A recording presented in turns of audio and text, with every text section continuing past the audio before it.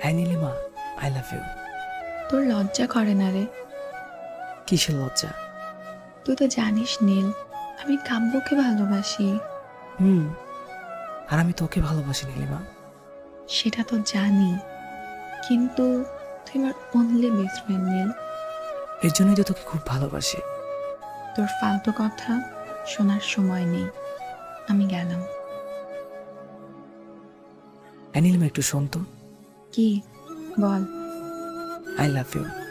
দেখ নীল, সব জানার পরও এমন কেন করিস বারবার? বুঝি না।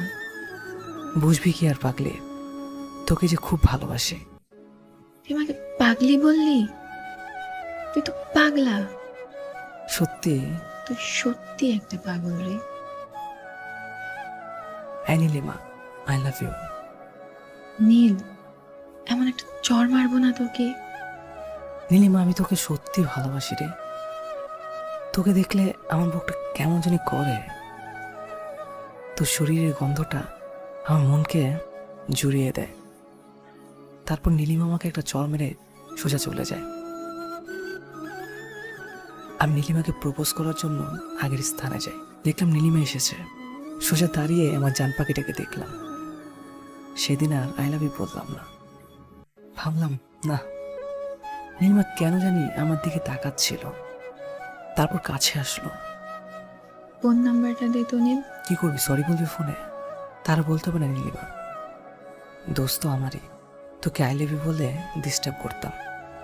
নাম্বারটা দে। তারপর নাম্বারটা নীলিমাকে দিয়ে দিলাম।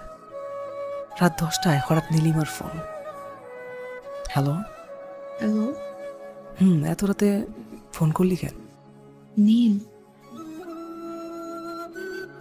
তুই যেখানে আমাকে আই লাভ ইউ বলতিস সেখানে আসবি একটু? এত রাতে? ওকে, যাচ্ছি আমি। অন্ধকারে দেখি নীলিমা একা দাঁড়িয়ে আছে। কি রে নীলিমা, এত রাতে এখানে কি করিস? আচ্ছা, আজকে কত তারিখ নীল? কেন 30? তুই আমাকে প্রতি 10 দিন পর পর আই লাভ ইউ বলতি, আজ কেন বললি না? নীলিমা, আমাকে তুই ক্ষমা করে দে। তোকে আর ডিস্টার্ব করবো না। কিন্তু আমি তোকে ডিস্টার্ব করব। আমি তোকে ভালোবেসে ফেলেছি রে। আজ তুই আমাকে আই লাভ ইউ বলবি, আর আমি তোকে আই লাভ ইউ টু বলবো। একটু আই লাভ ইউ বলবি নীল? নীলিমার মুখের কথা শুনে খুশিতে যেন চোখে জল আসলো। নীলিমা, আমি জানতাম তুই একদিন ঠিক আমাকে ভালোবাসবে।